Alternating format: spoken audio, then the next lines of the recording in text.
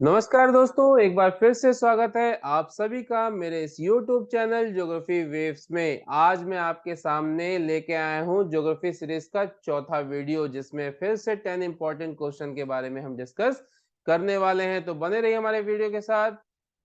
तो आइए पहला प्रश्न लेते हैं। सैडल पिक राष्ट्रीय उद्यान किस केंद्र शासित प्रदेश में स्थित है? तो सैडल पिक राष्ट्रीय उद्यान है वो किस केंद्र शासित प्रदेश में स्थित है? तो जो सही उत्तर है इसका अंडमान व निकोबार द्वीप समूह। तो अंडमान और निकोबार द्वीप समूह क्या है? केंद्र शासित प्रदेश है।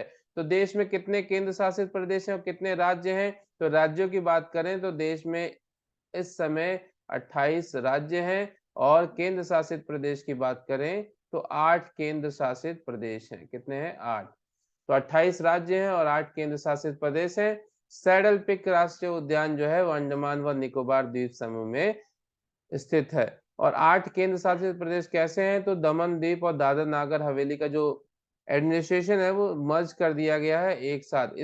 इसकी वजह से जो केंद्र शासित प्रदेश हैं उनकी संख्या भी रह गई है 8। चलिए, हाल ही में कौन से 2 केंद्र शासित प्रदेश बने हैं? तो जम्मू कश्मीर और लद्दाख। ठीक है, जम्मू कश्मीर और लद्दाख 2 नए केंद्र शासित प्रदेश बने हैं। तो अंडमान व निकोबार में 4 राष्ट्रीय उद्यान हैं। Andaman Mahatma Gandhi marine, mount Harriet, रानी झांसी मरीन और सैडल पीक राष्ट्रीय उद्यान। तो कितने राष्ट्रीय उद्यान हैं अंडमान और निकोबार में? 4 राष्ट्रीय उद्यान हैं। सैडल पीक की स्थापना की गई थी 1979 में। ठीक है, चलिए अगला प्रश्न। केंद्रीय मत्स्य नौचालन एवं इंजीनियरिंग प्रशिक्षण संस्थान किस स्थान पर स्थित है? तो वो जो स्थित है केरल के कोच्चि में। तो केरल के कोच्चि में स्थित है केंद्रीय मत्स्य नौचालन एवं इंजीनियरिंग प्रशिक्षण संस्थान, जिसकी स्थापना की गई थी 1963 में। दामोदर नदी का उदय निम्नलिखित में से किस स्थान से होता है? तो यहाँ पे आप देख पा रहे हैं इधर दामोदर नदी है। ठीक है, यहाँ पे देखिए ये आपका यहाँ से दामोदर नदी बहती है। ये दो आपका दामोदर नदी। तो जो इसका उदय है वो कहाँ से? यहाँ पे देखो छोटा नागपुर प्लेटू है।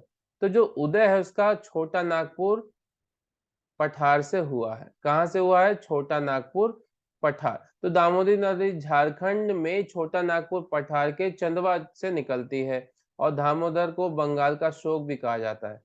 तो दामोदर नदी को और किस नाम से जाना जाता है? बंगाल का शोक। बंगाल का शोक। क्यों बंगाल का शोक बोला जाता है? कि हर साल ये बंगाल में क्या लेके आती है? बाढ़ लेकर आती है, इसलिए इसको बंगाल का शोक भी बोला जाता है। और एक नदी है जिसको बिहार का शोक भी बोला जाता है। तो आप में से कमेंट करके जरूर बताइएगा कि बिहार का शोक किस नदी को बोला जाता है। तो बिहार का शोक कौन सी नदी को बोला जाता है? कमेंट करके जरूर बताइएगा। अगला प्रश्न।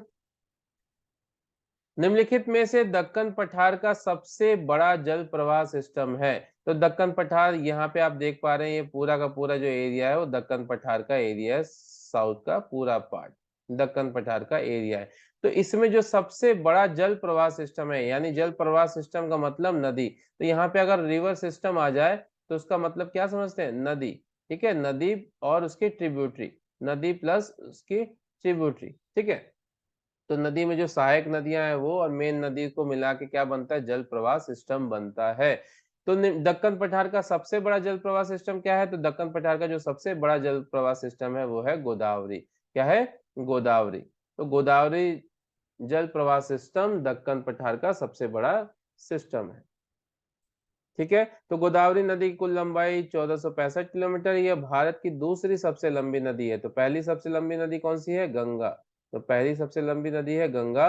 और गोदावरी को दक्षिण गंगा भी बोला जाता है। गोदावरी को किस नाम से जाना जाता है? दक्षिण गंगा भी बोला जाता है। इसकी सहायक नदी की बात करें तो वेन गंगा और पेन गंगा इसकी 2 सहायक नदियां हैं इंपॉर्टेंट। गोदावरी नदी महाराष्ट्र के नासिक से त्र्यंबकेश्वर से निकलती है। तो जो उसका उद्गम स्थान है वो क्या है? त्र्यंबकेश्वर से निकलती है, महाराष्ट्र के नासिक से। तो देखा दोस्तों आपने, एक प्रश्न को लेके हमने कितने सारे प्रश्न बना दिए। अगला प्रश्न लेते हैं। निम्नलिखित में से दक्कन पठार की मुख्य फसल क्या है? तो डेक्कन प्लेटू का मुख्य फसल क्या है? जो साउथ में यहाँ पे जो डेक्कन प्लेटू है इसका मुख्य फसल क्या है? तो यहाँ पे मिलती है जी काली मिट्टी। कौन सी मिट्टी मिलती है? काली मिट्टी। तो सबसे ज्यादा पाई जाती है दक्कन पठार में, काली मिट्टी पाई जाती है। और काली मिट्टी किस लिए फेमस है? तो काली मिट्टी फेमस है कपास की खेती के लिए। किस खेती के लिए? कपास की, यानी कॉटन के खेती के लिए इम्पोर्टेंट है। तो जाहिर सी बात है कि कौन सी फसल मुख्य रूप से होगी? तो कपास। ठीक है, तो कपास मुख्य रूप से होगी। अब इसमें दो बात कर लेते हैं कि अहमदाबाद, तो अहमदाबाद जो है गुजरात में है, और इसको किस नाम से जाना जाता है? Manchester of India. ठीक है, किस नाम से जाना जाता है? Manchester of India. क्यों? क्योंकि अहमदाबाद फेमस है कॉटन इंडस्ट्री के लिए। ठीक है, किसके लिए? कॉटन इंडस्ट्री के लिए फेमस है। 200 से ज्यादा कॉटन इंडस्ट्री है अहमदाबाद में, इसलिए इसको क्या बोला जाता है? Manchester of India. तो मैनचेस्टर का मतलब, मैनचेस्टर जगह है ब्रिटेन में, ठीक है, जो कि फेमस है कॉटन के कपड़े, कॉटन टेक्सटाइल मिल के लिए फेमस है। वैसे ही भारत में अहमदाबाद फेमस। चलिए अगला प्रश्न लेते हैं। निम्नलिखित में से मध्य प्रदेश का कौन सा शहर शिप्रा नदी के तट पर बसा हुआ है? बहुत ही इंपॉर्टेंट प्रश्न है, शिप्रा नदी के तट पर। तो शिप्रा नदी की जो तट पे बसा हुआ है वो है उज्जैन। ठीक है, तो उज्जैन एक ज्योतिर्लिंग भी है वहां। ठीक है, तो शिप्रा नदी के तट पे बसा हुआ है, और उस जगह पे क्या लगता है? कुंभ का मेला भी लगता है। तो और कहाँ पे कुंभ का मेला लगता है? तो इलाहाबाद में लगता है, प्रयागराज में कुंभ का मेला लगता है। हर 12 साल के बाद महाकुंभ लगता है। वैसे उज्जैन में भी कुंभ का मेला लगता है। कौन सी नदी किनारे? शिप्रा नदी के तट पर। तो शिप्रा नदी का उदय विंध्य पर्वत श्रृंखला के काकरी बर्दी पहाड़ियों से हुआ है, और यह नदी चंबल में समाहित होती है। तो चंबल नदी में जाके समाहित हो जाती है, और उज्जैन के इस नदी के तट पर प्रत्येक 12 वर्ष के बाद कुंभ मेले का आयोजित किया जाता है। तो कहाँ पे? उज्जैन में। ठीक है, चलो।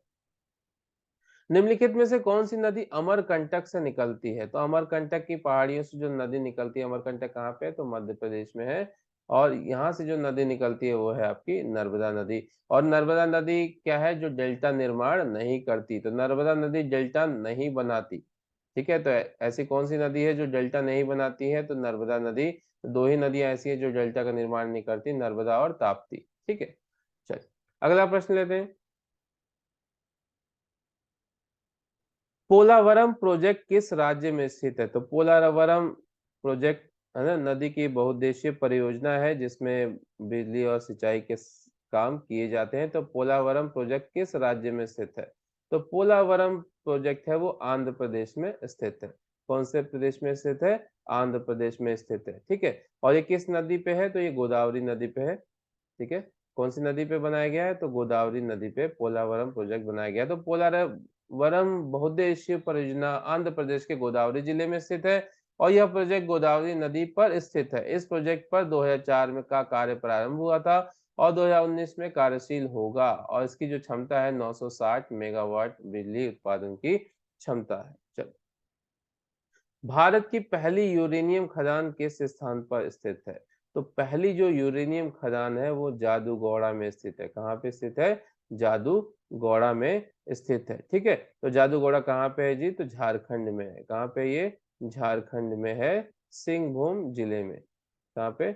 सिंहभूम जिले में।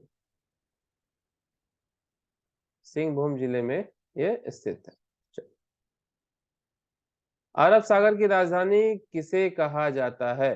तो अरब सागर की राजधानी कहा जाता है आपको, ठीक है, तो अरब सागर की राजधानी कहा जाता है कोची बंदरगाह को।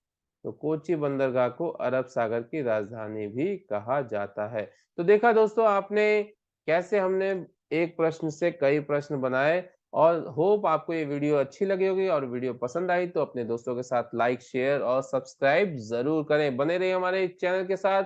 मिलते हैं नेक्स्ट वीडियो में, तब तक के लिए धन्यवाद।